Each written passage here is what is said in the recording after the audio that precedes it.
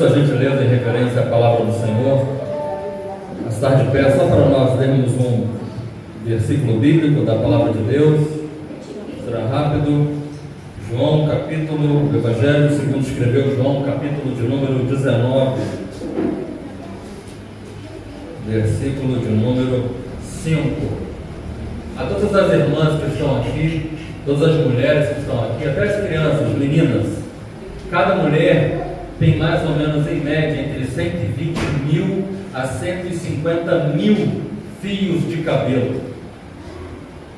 Mas o Senhor Jesus disse que todos os cabelos da sua cabeça estão todos contados. Verso 5, capítulo 19 de João diz assim, a parte C do versículo: e disse-lhe Pilatos: eis aqui o homem. Amém, irmãos? Novamente. E disse-lhe Pilatos: eis aqui o homem. Pode se assentar em nome de Jesus.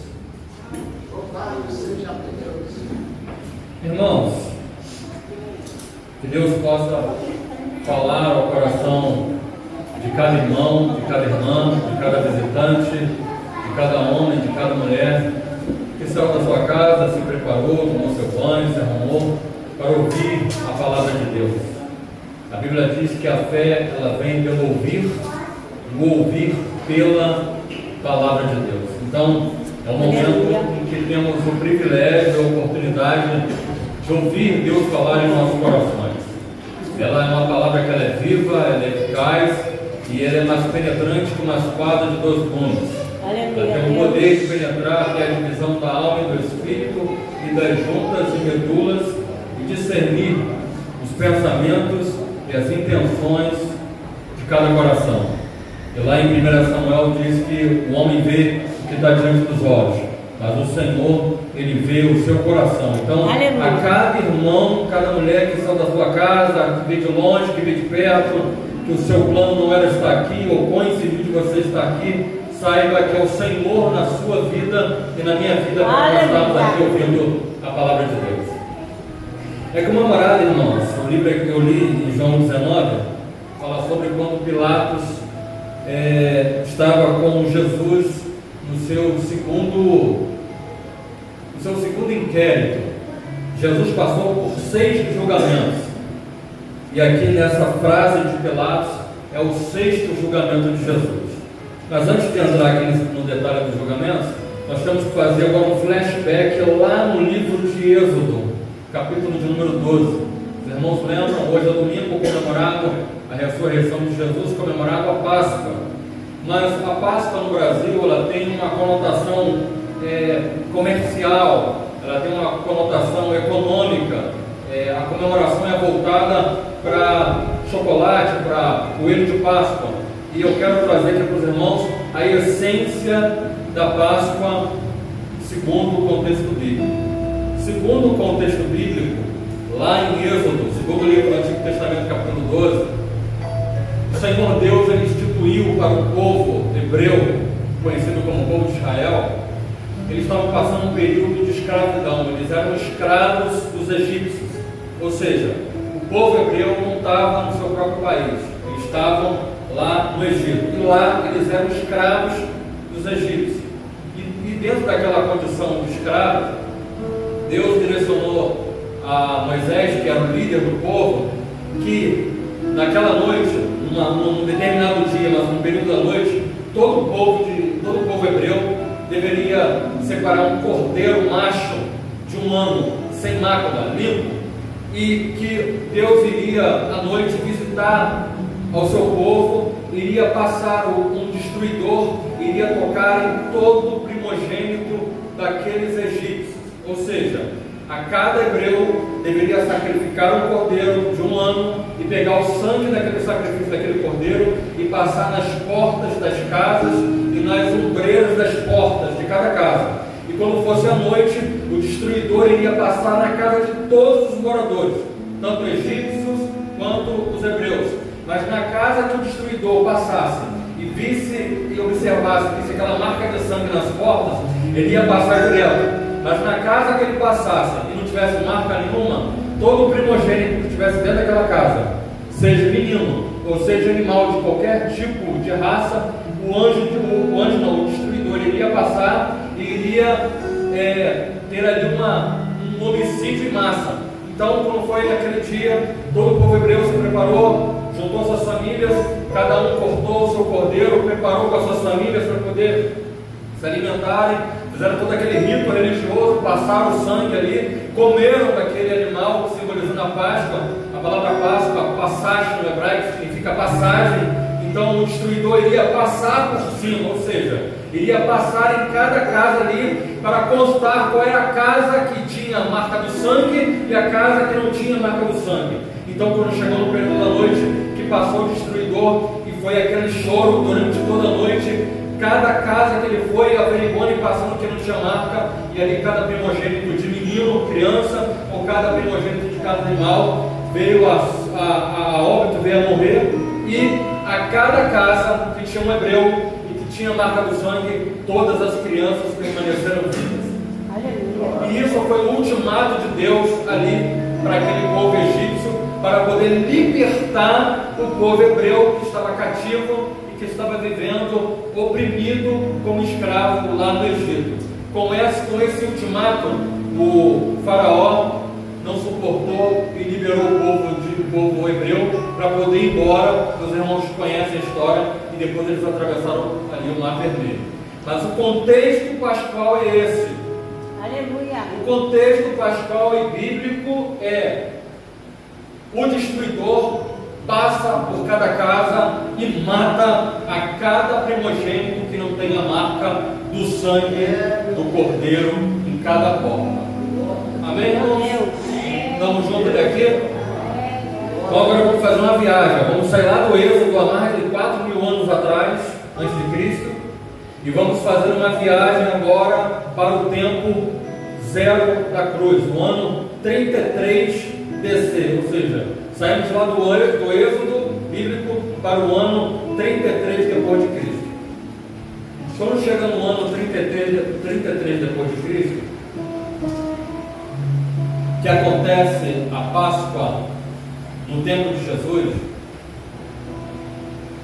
A Páscoa é comemorada no mês de Nisan, e aqui eu vou tentar trazer para os irmãos o que aconteceu entre o dia 9 de Nisan até o dia 16 de Nisan, ou seja, 7 dias do mês de Nisan. O mês de Nisan, para nós, é como se fosse o mês de março, abril. E para eles, para os israelitas, é o primeiro mês das festas judaicas. Quando chega no dia 9 do mês de Nisan, que cai no domingo, foi uma semana antes da crucificação. Foi o período mais emblemático, mais dramático, mais profundo para a vida cristã. No dia 9 foi o dia que Jesus ele entra na cidade de Jerusalém e ele cumpre ali uma promessa do livro do profeta Zacarias, no capítulo 9. Jesus entra na cidade montado num jumentinho. Nos dias de hoje todo mundo anda de carro, de moto, de ônibus, de van, de avião. E Jesus, entrando na cidade de Jerusalém, ele monta um jumentinho, e quando ele entra na cidade, as pessoas, querendo exaltar e glorificar o seu nome, levantam palmeiras e começam a glorificar o nome do Senhor e dizer: Hosana, bendito seja o nome do Senhor, e vão ali festejando a entrada de Jesus dentro da cidade de Jerusalém. Esse é o dia 9. Jesus entra montado em um jumentinho. Dia 10 de Nisan, segunda-feira, Jesus agora, ele dá a direção para os seus discípulos. Ele entra na cidade e ele entra lá no pátio do templo. Quando ele chega no pátio do templo, ele observa e vê vários camelô vendendo itens para comemoração da Páscoa. Então, ali durante o período da Páscoa, a cidade ficava muito cheia, então tinha muitos homens vendendo itens e apetrechos e cordeiros para essa festividade que durava uma semana, que é a comemoração da Páscoa. Mas quando chega na segunda-feira, que ele entra dentro do templo, ele se espanta e diz: O pai disse que a minha casa seria chamada casa de oração, mas vós tem transformado em covil de ladrões. E ele vem e chuta ali aquelas barracas de camelô, expulsa aqueles camelô, e ali é um simbolismo da purificação da casa do Senhor. Isso que acontece na segunda-feira. No dia 11 de Nisan, terça-feira, me ajuda, irmão, se eu for esquecendo, depois eu vou me lembrando. Na terça-feira, Jesus agora, novamente, ele agora em Jerusalém, ali ainda dentro da cidade, ele chama os discípulos para poderem comemorar ali a Páscoa. Ele dá ordem para os seus discípulos procurarem uma casa onde ele pudesse comemorar a Páscoa. Então ele dá ordem para João e para seu irmão para poderem procurar ali uma casa específica para poder fazer os preparativos da Páscoa. E ele dá ordem para os discípulos: vocês vão lá, quando vocês estiverem andando no meio da rua vai aparecer um homem. Quando vocês verem que aquele homem está com um cântaro na mão, vocês seguem ele até chegarem dentro da sua casa. Quando ele chega dentro da casa, vocês chamam o dono da casa e perguntam: aonde o meu mestre há de preparar para nós comermos a Páscoa do Senhor? E ele vai direcionar ali uma casa que vai estar preparada para que nós venhamos comemorar a Páscoa. Nesse mesmo dia, Jesus prepara a Páscoa, reúne seus 12 discípulos. Os irmãos lembram, quando está reunido ali Jesus com os discípulos, seus 12 discípulos, Judas Iscariote está no meio, Pedro está ali no meio, André está no meio, Tiago está no meio, João está no meio, está ali todos aqueles homens que Jesus durante 3 anos ensinou ali a palavra, pregou que ele era o caminho, pregou que ele era a verdade, pregou que ele era a vida. Ele disse que no mundo teríamos aflições. Ele pregou que o ladrão vem senão roubar, matar e destruir, mas eu vim para que tenham vida e vida em abundância. Jesus trouxe todos os ensinamentos. Mas quando chega nesse dia, agora na preparação, é aquele momento difícil para Jesus, porque ele está com aquelas pessoas que ele está tendo o último período ali para comemorar, e chama os seus discípulos, pega uma bacia, coloca água e começa a lavar ali os pés de cada discípulo, ensinando a atitude do cristão. O cristão não é aquele que é servido, o cristão é aquele que serve. Estamos juntos, irmãos, até aqui? Amém? Na quarta-feira é um dia mais complicado, porque é o dia que Judas, que é o traidor, ele se reúne com o Sinédrio. Sinédrio era um grupo de religiosos de 71 homens, na qual tinha um que era o sumo sacerdote e tinha mais 70 homens. Ali eram os saduceus, os fariseus, os anciãos e os príncipes do povo. Judas faz um combinado com eles, que estava disposto a entregar o próprio Filho de Deus, entregar a Jesus para eles, desde que eles pagassem 30 moedas de prata. E ali fica aquele combinado. Judas combina com eles que quando ele chegasse no lugar onde Jesus estava e que ele desse um beijo no rosto de Jesus, o beijo significaria que aquele que ele desse o beijo era a quem eles estavam querendo prender. Isso é na quarta-feira. Que dia mesmo, irmão? Que dia? 12. 12, terça-feira, quarta-feira, agora é dia 13. Isso é na quarta-feira, dia 13. Passa a quarta-feira, aquele combinado, agora quinta, dia 14. Tá certo, irmãos?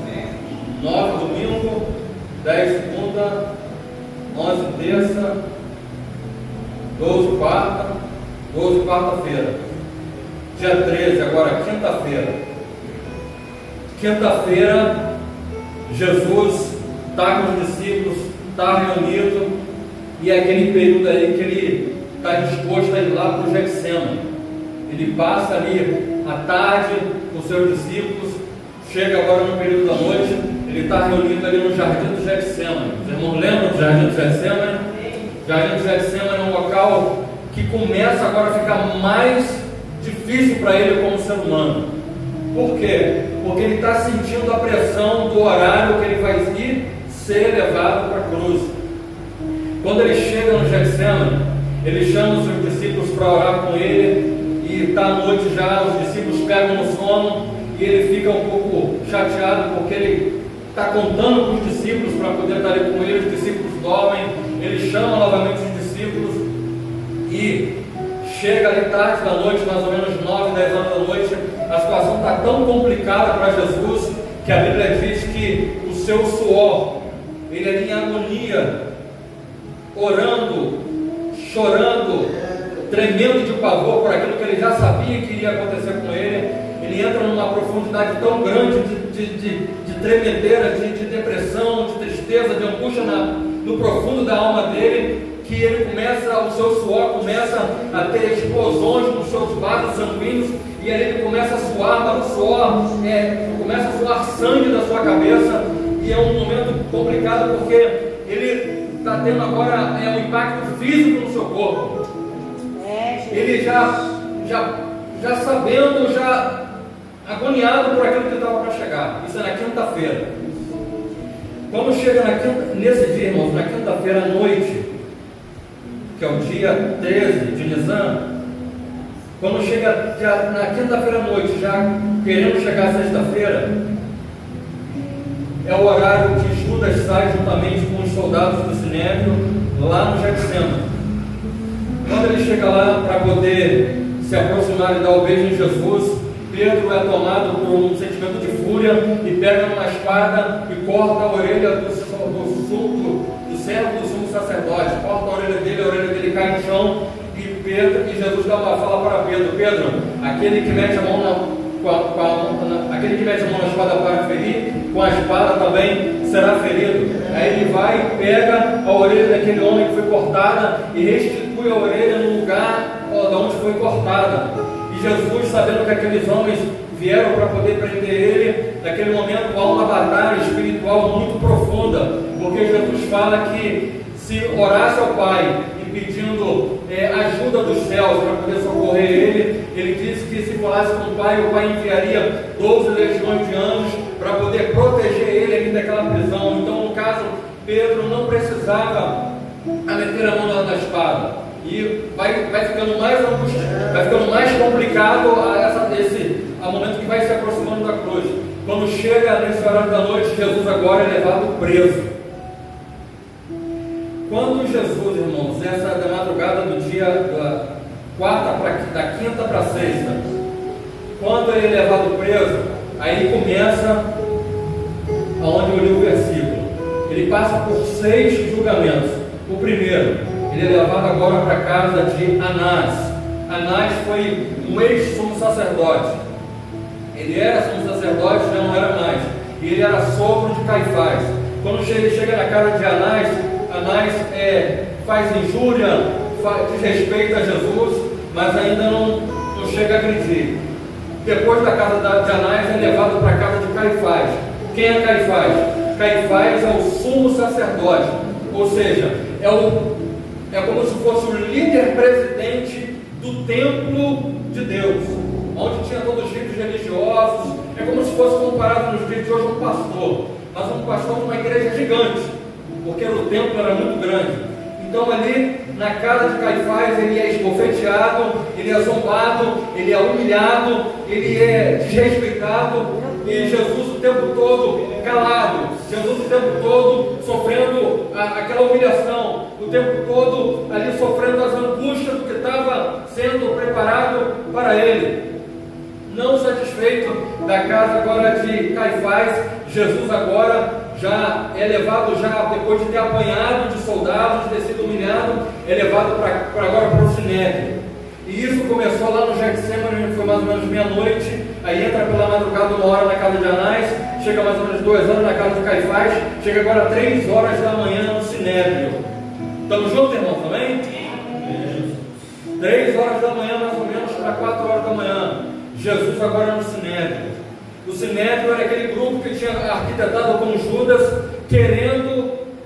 arrumando blasfêmia, acusação, para poder prender Jesus de alguma forma. Mas nós sabemos, conhecendo o texto bíblico, Jesus era um homem inocente, não tinha feito nada de errado. O Filho de Deus estava andando, fazendo a vontade do Pai. Mas chega no Sinédrio, Agora começa a ficar mais difícil, porque agora está a nata religiosa. E o Sinédrio mistura homens religiosos com homens políticos. Tenta entrar comigo no texto, irmãos. Homens religiosos misturados com homens políticos, e dentro desse grupo, um grupo que era contra Jesus. Só tinha dois homens ali que aparentavam estar disposto a seguir a Jesus, que era José de Arimateia e era Nicodemos. O restante todos estavam ali em complô para poder prender e querer matar a Jesus, sendo que eles não podiam matar Jesus, porque eles eram, segundo a lei de Israel, não poderia ninguém matar, era um dos mandamentos, não matarás.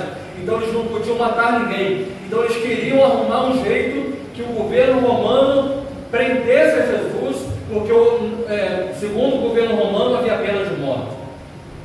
Então ali naquela tensão, apanhando novamente junto daqueles religiosos, eles identificam Jesus assumindo que ele era o próprio Filho de Deus. O sumo sacerdote entende que é uma blasfêmia e ali agride Jesus novamente. Esse é o terceiro julgamento. Agora vamos para o quarto julgamento. Dali eles não podem matar, agora direcionam para a casa de Pilatos. Pilatos é o governador romano da época. Quando ele chega na casa de Pilatos, Pilatos pergunta: o que esse homem fez para que vocês queiram que ele seja preso? E eles falam: esse homem, segundo a lei do nosso Deus, ele desrespeitou, ele cometeu uma blasfêmia, e na nossa lei não podemos matar, e nós queremos que ele seja preso e morto. E ele entendeu que não tinha nada para que pudesse prender e nem punir a Jesus. Agora Pilatos direciona agora para Herodes. Olha só, irmãos, o caminho que nós estamos aqui traçando e caminhando para o desfecho da pessoa de Jesus, para que os irmãos entendam o que é a Páscoa. Os irmãos, uma mensagem não com aquela aplicabilidade, mas uma mensagem para você refletir e você tirar suas próprias conclusões. Chega agora ali dentro do Sinédrio, chega agora na casa de Pilatos, direciona agora para Herodes. Herodes é aquele que coloca uma túnica sobre Jesus e zomba e pede para que Jesus demonstrasse um sinal, demonstrasse um milagre, porque Herodes tinha vindo de longe e estava ali para poder querer conhecer, tinha ouvido falar que era Jesus, mas não conhecia, e quando está perto dele quer que ele apresente um sinal, um milagre, e Jesus não faz nada. Herodes só zomba e devolve agora para Pilatos. Então, quando chegou na casa de Pilatos é o quarto julgamento, com Herodes é o quinto julgamento, e agora, irmãos, agora que vai ficar mais complicado, que é onde eu tive mais dificuldade para poder trazer essa palavra. Quando Jesus ele chega pela segunda vez na casa, quando ele chega até a presença de Pilatos, agora já é na construção chamada Antônia, que fica do lado do templo de Deus. Quando ele chega ali, irmãos, é aquele momento que Jesus é humilhado.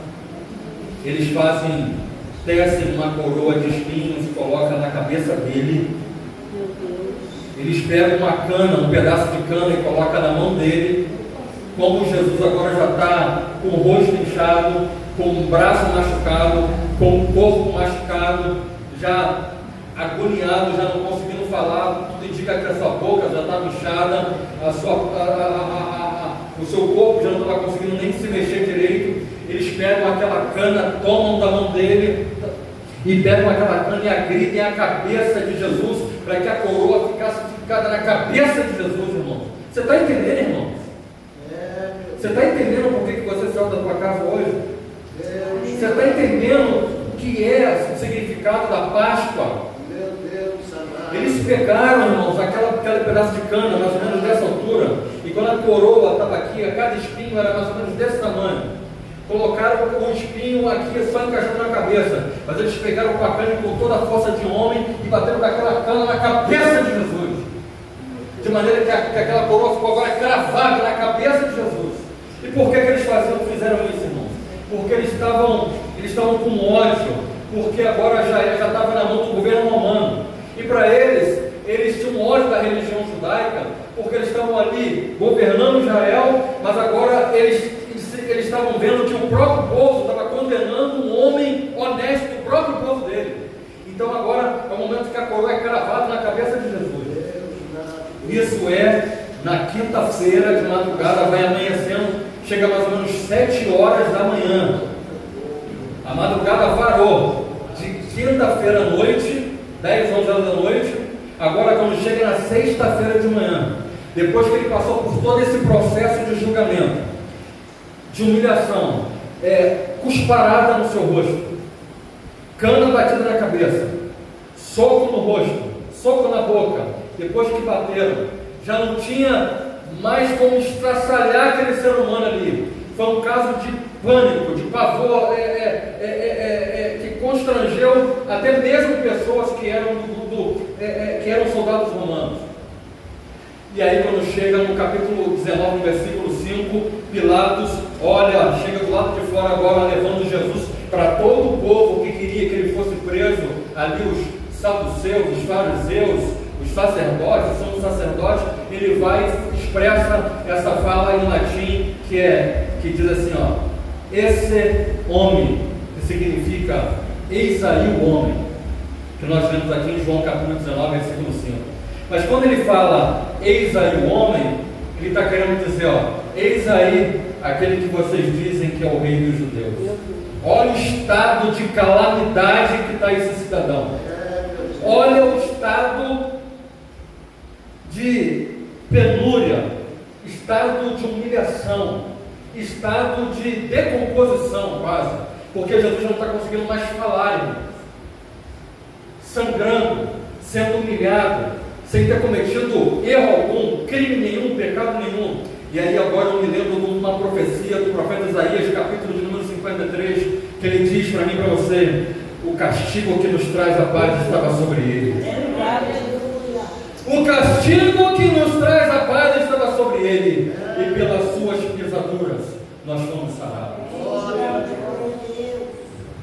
Jesus tinha algum pecado, irmão? Sim ou não? Jesus havia cometido algum crime? Sim ou não? Então por que ele estava preso ali perante aqueles homens? De quem é a culpa porque Jesus estava sofrendo aquilo ali? A culpa de quem era? Porque Jesus estava sofrendo aquela humilhação, apanhando, levando soco, cusparada, soco na cara, na barriga, sendo humilhado. Aquela culpa ali é sua. Aquela culpa ali é minha e sua, aquela culpa é nossa.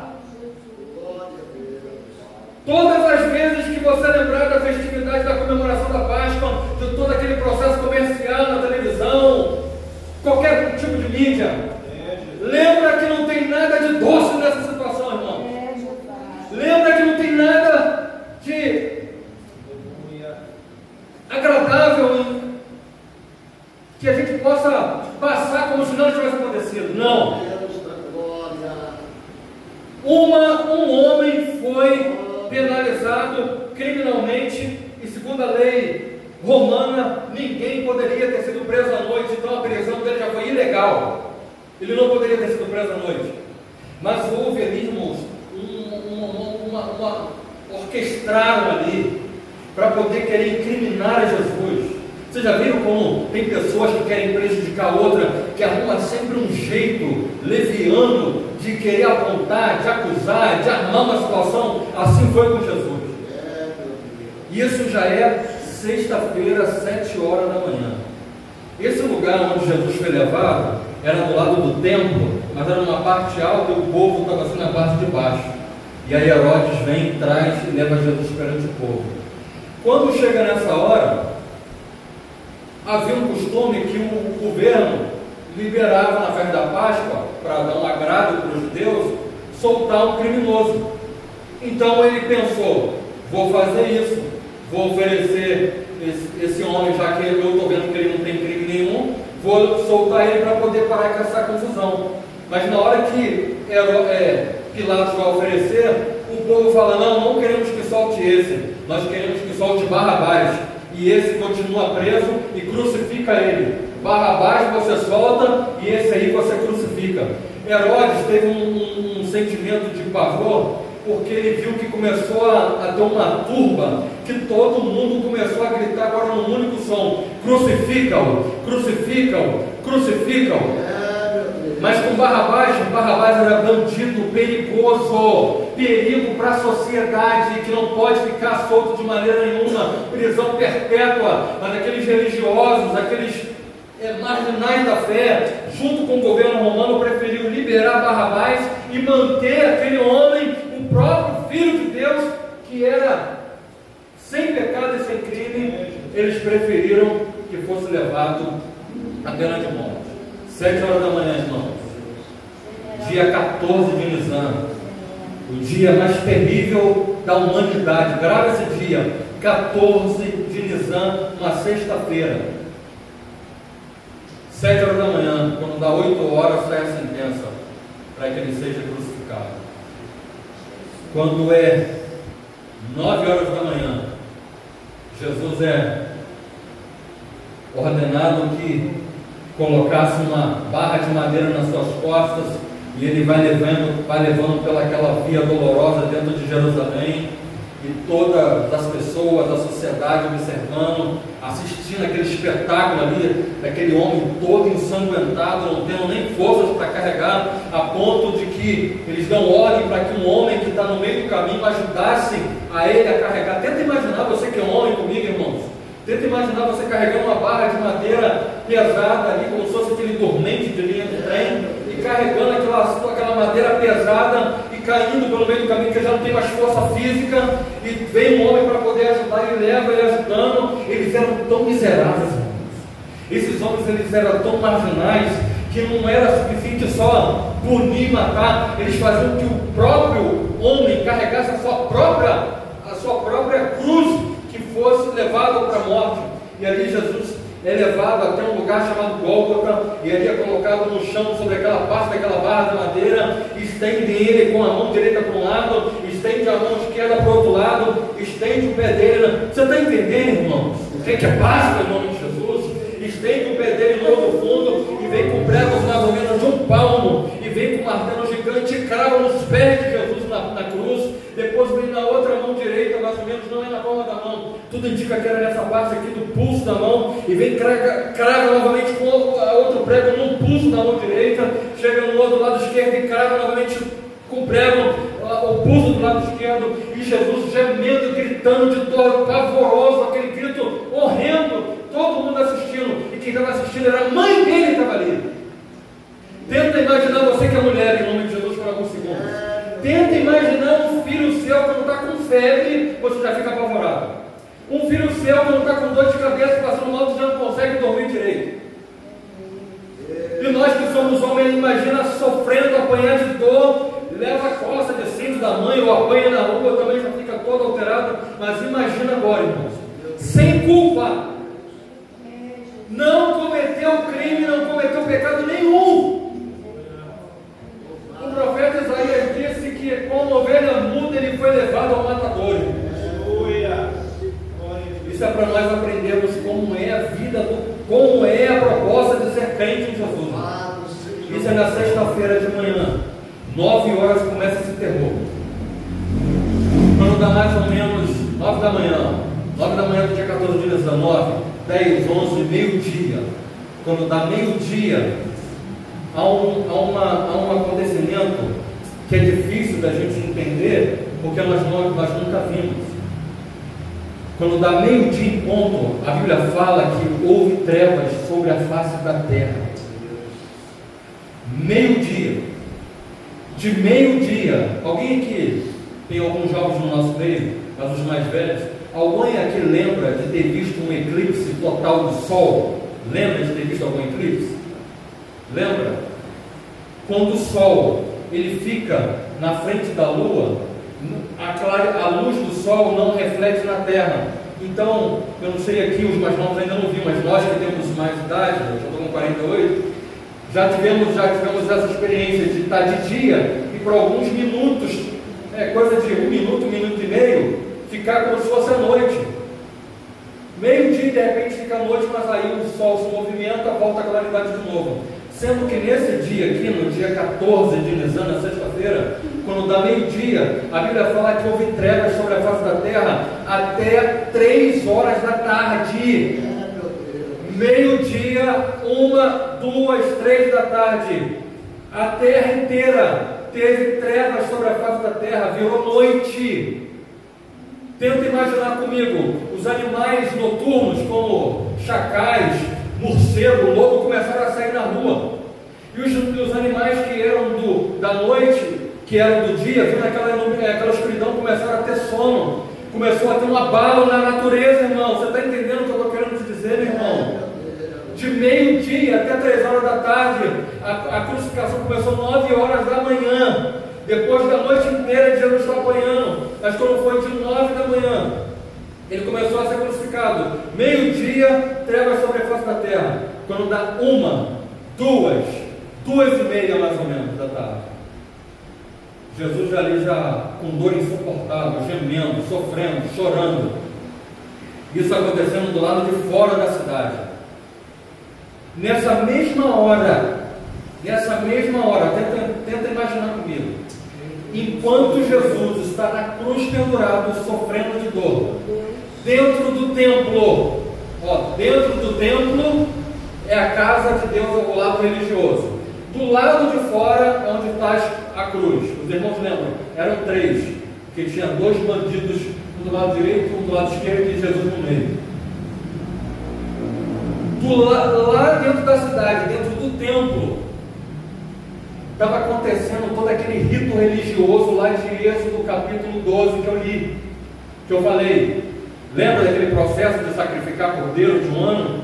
Dentro do templo, todos os judeus do mundo inteiro, era como se fosse uma peregrinação. Já viram como é peregrinação? Todas as pessoas que é devota de alguma determinada religião saem da sua cidade, do seu país e vai até aquele local. Assim era no templo. Os judeus do mundo inteiro, segundo o historiador Flávio Joséfo, no ano 70 depois de Cristo, ou seja, depois de 40 anos que ele morreu, no ano 70, a comemoração da Páscoa reunia mais ou menos 2 milhões de judeus lá em Jerusalém. Se a gente usar esse cálculo mais ou menos há 30 anos abaixo, deveria ter mais ou menos, segundo José, 1,5 milhão de judeus durante a Páscoa em Jerusalém. Foi imolado e cortado mais ou menos 265 mil cordeiros. E cada cordeiro dava para mais ou menos alimentar 10 pessoas. Enquanto Jesus está na cruz sofrendo, chorando, sem ter cometido pecado nenhum, dentro do templo, dentro da cidade, o povo está cortando e sacrificando centenas de milhares de cordeiros em prol dos seus próprios pecados, em prol de comemoração da Páscoa, que era aquela comemoração porque eles saíram do Egito. Então o Senhor Deus tinha ordenado que toda vez, todo ano, eles deveriam comemorar a Páscoa, simbolizando e relembrando que eles foram libertados da vida de escravo do Egito, foram libertos daquele dia, lá do dia da passagem, no dia que colocaram sangue nos umbrais das portas. Então todo aquele povo religioso comemorando a Páscoa dentro de Jerusalém, dentro do templo, e aqueles religiosos todos cortando aquele monte de cordeiro. E Jesus na cruz pendurado ali na sexta-feira. Quando chega 2h30, 2h40, 10 para as 3 da tarde, esse é o horário mais ou menos, Jesus dá um clamor bem alto: Eli, Eli, lama sabachthani, que é uma profecia do Salmo 22, que ele diz: Deus meu, Deus meu, por que me desamparaste? É um momento de abandono. É um momento que Jesus, o próprio Filho de Deus, ele teve a percepção ali, irmãos, às claras, que agora ele estava sozinho. Porque em toda a sua caminhada o Pai falava com ele, o Pai respondia às orações, ele andou sobre as águas, ele curou enfermo, ele fez paralítico andar, ele fez morto ressuscitar, ele fez Lázaro ressuscitar depois de 3 dias, ele ressuscitou o filho da viúva de Naim, ele curou, ele libertou pessoas, ele expulsou demônios de Maria Madalena, ele fez centenas de milagres, irmão. Centenas de milhares de milagres Jesus fez na terra, que João disse que se fosse escrever todos os milagres que Jesus fez, os livros do mundo não conteriam. O próprio Filho de Deus, que a Bíblia fala em João 1,14, o Verbo se fez carne e habitou entre nós, ou seja, Deus em forma humana habitou entre nós.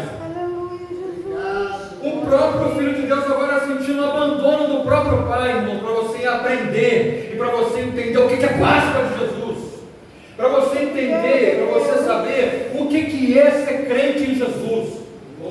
Ser crente em Jesus é vontade de chegar na igreja e falar: eu vim buscar uma bênção nessa noite. Eu vou fazer uma campanha para me receber vitória pela minha vida, pela minha família. Não, irmãos. A igreja não é um lugar para você caçar as tuas bênçãos, no sequência de uma vida. É verdade, Senhor. Ser crente em Jesus é você passar pelo Getsemane. Que você vai estar lá no Getsemane e vai acabar, passar por angústia, passar por dor, passar por solidão, passar por sofrimento, tremor profundo na tua alma, depressão profunda, a ponto de sair suor, o teu suor ser transformado em sangue. É você passar o abandono do próprio Deus. Quando eu falo isso, não é que Deus te abandona, mas é a sensação de abandono. Se já teve algum momento na tua vida que você falou assim: Senhor, eu já não sei o que chorar, eu já não sei o que falar, eu já não sei o que orar, não tenho palavras, porque a dor na minha alma é tão profunda, a dor no meu ser é tão complicada, é uma depressão na minha alma, que você se sente desamparado, você se sente abandonado, que você é casado, ou tem mãe, ou tem pai, ou tem esposa, ou tem marido, mas por mais que você conte o teu segredo àquela pessoa, não consegue resolver para você. É verdade, Senhor. Porque na alma, porque é um abandono de Deus, você tem a sensação que você está sozinho na arena. E ele clamou, passa-se alguns minutos, quase ele já não tendo mais fôlego, e aí as pessoas estão vendo que ele está ali nos últimos segundos de vida, molha uma esponja em vinagre e coloca na boca dele, porque nessa hora aquelas explosões ali de dor, tudo indica que ele teve ataque cardíaco profundo, e clamando por água, clamando de sede, coloca o vinagre na boca dele para refrescar. Quando você viu isso, irmão? Você está com sede, você está louco para beber água, colocar o vinagre na boca dele. E nessa hora ele vai dar um grito, um clamor, ele grita: Tetelestai! Aleluia!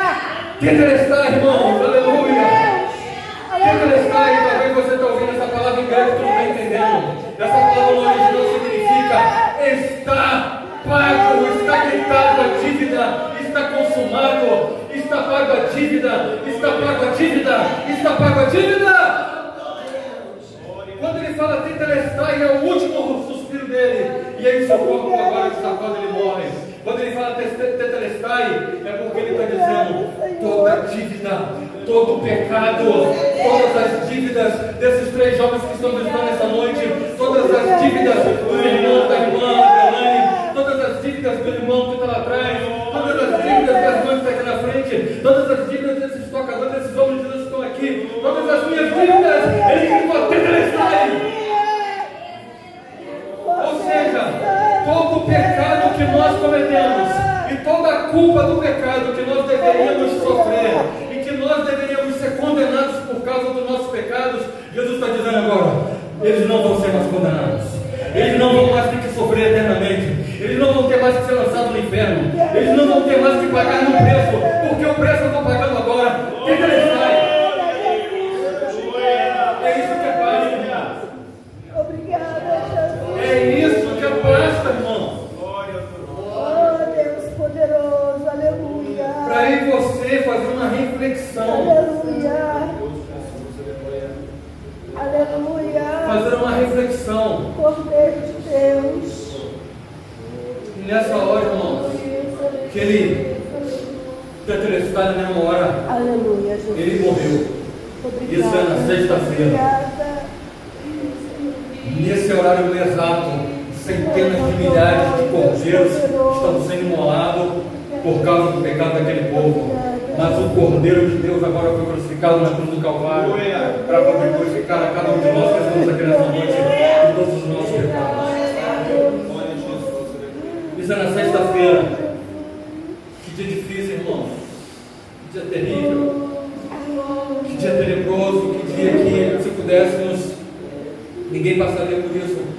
foi a única forma perfeita e plena para que eu e você em nenhum momento fôssemos condenados pelos nossos pecados. Cada um de nós, se comete um delito de trânsito, comete um crime na sociedade, somos levados presos, pagamos uma multa. Mas para pagamento de pecado não tem como pagar. Isso foi na sexta, quando chega no sábado, dia 15 de Nisan. Dia 15 de Nisan é aquele sábado que é o Shabá, ou seja, o judeu não trabalha, é um dia de descanso. E é o momento que ali o corpo de Jesus é levado por José de Arimateia, ele faz todo aquele cuidado, tem aquele cuidado ali de balsamar o corpo de Jesus e leva para aquele túmulo onde é colocada uma pedra e o corpo de Jesus fica lá. E eles, preocupados por causa de alguns boatos, colocaram soldados romanos na entrada da pedra, que os túmulos antigamente era uma porta vazada, lá dentro do corpo dava uma aperta, colocavam um selo para que ninguém pudesse mexer ali, o corpo lá dentro e os soldados do lado de fora. Isso no sábado. Sábado, dia 15 de Nisan. E aí, eu acho que alguém aqui, eu não vou lembrar quem que foi que leu hoje aqui nessa noite, que leu, acho que foi Mateus, capítulo 28, né? Quem foi que leu Mateus 28? Foi o pastor. O pastor leu Mateus 28, que fala no primeiro dia, é isso? No primeiro dia? Primeiro dia pela manhã, ou seja, no dia 16 de Nisan, domingo de manhã. Domingo de manhã, os seguidores de Jesus, e ali estava Pedro, Tiago, João, o outro Tiago, os irmãos de Jesus, Maria, mãe de Jesus, Salomé, Maria Madalena, todos os seguidores ali em luto profundo, porque também neles tinham aquele sentimento de o nosso líder, o nosso mestre, o nosso Senhor, mataram o nosso Senhor, mataram o nosso mestre, aquela sensação de vazio, de não só de luto, mas e agora? Como é que vai ser? E também ao mesmo tempo um sentimento de medo, porque já que mataram o líder, vai matar e vai perseguir também os seus seguidores. Mas nós louvamos a Deus pela vida das mulheres, que as mulheres no contexto bíblico sempre surpreendem, e quando chega no domingo de manhã, uma das mulheres seguidoras de Jesus sai correndo da sua casa e vai lá até onde chega o túmulo onde está Jesus enterrado, e quando ela chega para poder ver o corpo de Jesus, aí segundo a Bíblia fala que tem 2 anjos, irmãos, parados, aleluia. Aleluia. Tem 2 anjos parados e a pedra que estava tampando o túmulo já não estava mais fechada, ela tinha sido removida. E quando ela chega no lugar onde estava o próprio corpo, ela vê um anjo onde estavam os pés e um outro anjo onde estaria a cabeça, um lenço em cima ali onde estaria o corpo. E ela pergunta: onde está o corpo do meu mestre? E um dos anjos responde: porque busca entre os mortos aquele que está vivo. Aleluia! Cordeiro Santo de Deus, aleluia! Porque busca entre os mortos aquele que está vivo. Aleluia! Porque procura entre os mortos, Maria. E aí, ela ainda naquele espanto ali, És poderoso, Senhor. ela ouve uma pessoa falar o nome dela, Maria. E ela reconhece a voz. E ela fala: Rabone, significa mestre. Aleluia! Maria, ela olha, ela: mestre, Aleluia! Jesus ressuscitado. E ela fala: Maria, não me detenhas. Não me detenhas que eu ainda não fui para o Pai. Mas vai, Maria. Vai e seja a primeira evangelista da humanidade, Maria. Vai ser a primeira mulher, Maria. Você, aleluia. Vai ser a principal pregadora da humanidade. Vai e leva a notícia que aquele que estava morto reviveu. Vai pregar que eu ressuscitei entre os mortos. Vai pregar que eu sou o primogênito dos mortos, Maria. E sai falando para todo mundo que eu não estou mais morto, Maria. Que eu ressuscitei, Maria. Glória a Jesus. Maria sai levando a notícia para todos aqueles irmãos seguidores de Jesus. Aleluia! Que agora ele ressuscitou, irmão. Dia 14 foi o pior dia, mas o 16 foi o melhor dia. Na sexta-feira eles estavam lá aprendendo, humilhando, esbofeteando e humilharam o meu Senhor. Mas no domingo de manhã ele saiu daquela tumba e ressuscitou os mortos. Na sexta-feira eu e você estávamos condenados a sofrer eternamente no inferno. No domingo de manhã as portas do céu foram abertas para mim e para você. O leão da vida comunitária abriu as portas e te colocou disposto no livro da vida. Ele escrevesse o meu nome e o teu nome no livro da vida. E a promessa não é que nós pecássemos e não tivéssemos mais perdão, mas não. Ele disse: todo aquele que pecar e chegar até o Pai, pedir perdão, se humilhar e tiver os seus pecados perdoados, o seu nome será escrito no livro da vida. Aleluia. Aleluia. Aleluia. Domingo de manhã, Jesus ressuscitou dentre os mortos. Aleluia. Jesus ressuscitou, irmão. E o mesmo Espírito, olha aqui, irmãos, o mesmo Espírito que ressuscitou Jesus dos mortos no terceiro dia, é o mesmo Espírito que está aqui nessa noite, aleluia. O mesmo Espírito que ressuscitou Jesus dentre os mortos é quem está aqui nessa noite. Para poder gerar vida em você, para poder dizer para você que o mundo te aponta, o mundo te acusa, o mundo diz para você que você não vale nada, o mundo diz que você não presta, o mundo diz que para você não tem mais jeito nenhum, que você é aquela ovelha, não tem mais jeito na família, até mesmo parentes, amigos, família, olha e fala: não tem mais jeito, mas para Jesus sempre tem jeito. Jesus, aleluia. Ou para nós que estamos de repente vivendo um momento difícil, que você não vê saída, não tem perspectiva, não, tem sim, irmãos. O domingo amanheceu, tem expectativa de vida sim. Porque para a morte, para aquele que estava na sexta-feira numa cruz, no domingo agora ele está ressuscitado. E vivo para a glória de Deus. Prometendo lá em João 3,16, porque Deus amou o mundo de tal maneira que deu o seu Filho, para que todo aquele que nele crê não pereça, mas tenha a vida eterna. Obrigada, Senhor.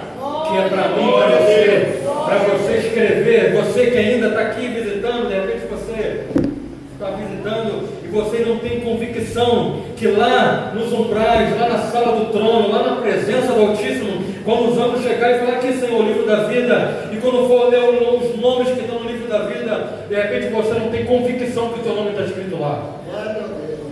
Porque para ter o teu nome escrito lá, meu irmão, você tem que ter convicção. E a convicção, ela não depende de nenhuma obra feita por você. Nada que você venha fazer vai escrever o teu nome lá. Mas é você se humilhar e você dizer: eu sou miserável, eu sou pecador, eu cometi pecado minha vida inteira e nunca me arrependi. E na hora que você se arrepender e confessar com a sua boca, segundo a Bíblia diz, aquele que confessar os seus pecados com os seus lábios, o seu nome, os seus pecados serão apagados, e o teu nome poderá ser escrito no livro da vida. Deus poderoso, aleluia. Que Deus, irmãos, venha nos fazer refletir o que é a Passach, o Pesach, em hebraico, Páscoa. O que é Pesach? Será que é uma comemoração? Não que nós não devemos usar de estratégia. Temos que usar de estratégia. O mundo, já que o mundo comemora, nós vamos comemorar sim, mas apresentar a verdadeira Páscoa. É Jesus. Que teve que ter sacrifício de cordeiros lá no Êxodo, que teve que ter sacrifício de cordeiros lá no templo, mas o perfeito sacrifício veio do céu. Os homens tentaram sacrificar cordeiros, mas o Cordeiro de Deus, como disse João, como João Batista viu Jesus, disse: eis o Cordeiro de Deus vindo ali, que tira o pecado do mundo. Somente Ele pode te perdoar, somente Ele pode escrever o teu nome no livro da vida, somente Ele pode te dar alegria na alma verdadeira, para te dar a convicção que você é um homem e uma mulher salvo em Cristo Jesus. Aleluia. Amém, meus irmãos? Que Deus possa falar melhor no coração dos irmãos. Aleluia. No dia 9 de Nisan até o dia 16 de Nisan aconteceu esses 7 dias. Estão ali em Lucas 22, João 18, João 19, Mateus 26, Mateus 27, Mateus 28, Marcos 14, Marcos 15, Marcos 16, João 18, 19, 20, 21. Ali está o relato dessa parte que nós vemos. E que os irmãos possam refletir na alma. Tanto o que é ser crente em Jesus, tanto você faz uma reflexão da tua vida. Não é como aprendemos hoje com o pastor Zedaías, que não está aqui na escola dominical. Ser crente não é querer ser frequentador de igreja. Ah, vou para a igreja todo dia e estou com o meu passaporte carimbado para a eternidade. Não. O teu passaporte para a eternidade é você confessar com a tua boca que você é um pecador. Que você é um pecador e precisa do perdão de Deus através do sangue vicário que foi derramado na cruz do Calvário. Aleluia! É aquele sangue que escorreu da cabeça da coroa de espinhos. É o sangue que escorreu dos pulsos e dos pés dele naquela cruz. Que João disse: se andarmos na luz como na luz ele está, o sangue de Jesus nos purifica de todo o pecado. É o sangue, irmãos. O segredo da tua alma e da minha alma está no sangue, mas não de animais sacrificados, mas do sangue do Cordeiro que foi sacrificado na cruz. Que Deus abençoe os irmãos. Em nome de Jesus.